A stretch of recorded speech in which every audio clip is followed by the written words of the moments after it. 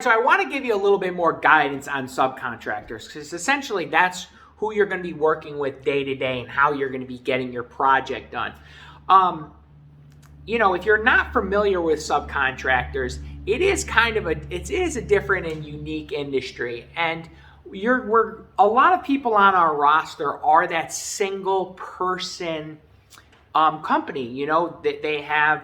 They've got a truck and some tools, and they're the worker, and they're also the person that does all the hats in the business.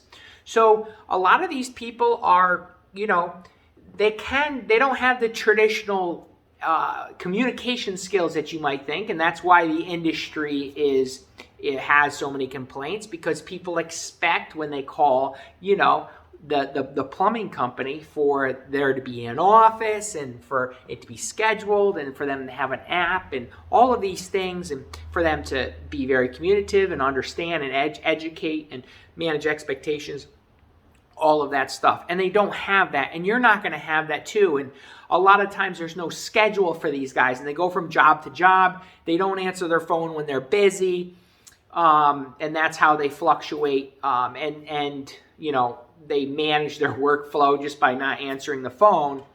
Their bookkeeping's terrible and all that stuff. And of course, we have some companies that are elevated that have an office and have a lot of that stuff taken care of. But for the majority, our company is Fine Home Contracting is that business side for the subcontractor. That's the electrician, the plumber, the carpenter that doesn't want to build the business but just wants to work. So you're going to find that these guys they're kind of all over in personality, but most of them are very, they don't want to be told what to do. They're very independent. You will have to kind of figure out and try to get them on coke trucks. Some aren't that tech savvy, so you're going to have to help out with them. But you'll find that once you've gotten involved and built a relationship, typically they're very loyal. Once they see the value, and then you'll find other ones that'll be very dismissive and they'll be very skittish, and you'll really have to explain to them how we operate and how we pay and all of that stuff and what our value is, because they might not understand that. They might not have worked for a general contractor before. So, these are really key relationships that you want to build independently of you can with our roster, but if you bring in more subcontractors, you want to really think about the long-term relationship. So making sure that you have those guys that are the right fit for your team, that work well, that communicate well, and see the value of you, because your value is they know when to show up, they know what to do, they know that they don't have to worry about other, that the carpentry is going to be ready and it's going to be done for them, or whoever the trade before and after are all set.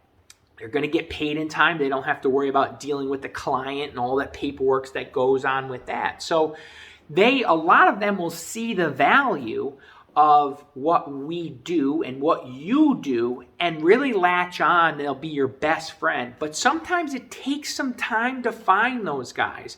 And you have to really not be so trusting in the very beginning and verify and making sure that they're above board. And you need to be the educator of them to help them out. But understand that there is a bit of a revolving door, and you might, lose a few, and you'll eventually get your core. But even when you have your core group of guys, they're never going to last, because some either maybe get hurt or get out of the industry or move on or move out of state. Some try to build their company bigger, and sometimes they are successful, and now you have multiples of them and they have employees, and now you already, that's a great relationship. But a lot of times they can grow and hit that level where they don't know how to train and manage employees. And what happens is like their work goes really far downhill. And now you're out that plumber, that electrician, that carpenter. So you do have to be in that flux of always looking for new ones and at the same time fostering the relationships you have and monitoring the relationships you have, because some of them, life happens, so things happen, and sometimes you're not going to be able to rely on them. So dealing with subcontractors is kind of fun because they're not necessarily employees, but it's almost better because if they understand the process, they get work based off of their performance. So if they're good, then you're going to pick them again, right? So you've got a lot of power with these guys because you can be like, listen, if you help me out and get my job done and everyone's happy, I'm going to pick you next time. So I really like that kind of model where everybody is being held responsible and they're not just showing up and expecting. Like, these guys shouldn't expect anything from us unless they're good. And if they're good, then they should expect to get their project each time. So have fun with subcontractors.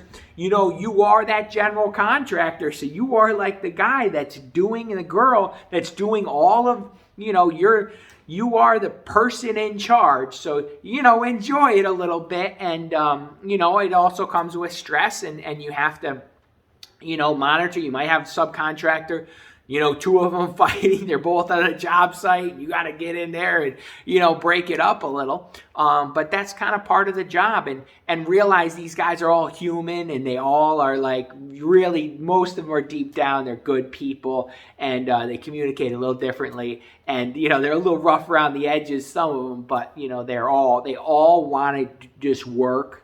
They want to just get work. They want to get paid, recognized for a good job, and taken care of. And if you can really do that for them, they're going to be your best friend. So, have fun with it. Thanks, guys.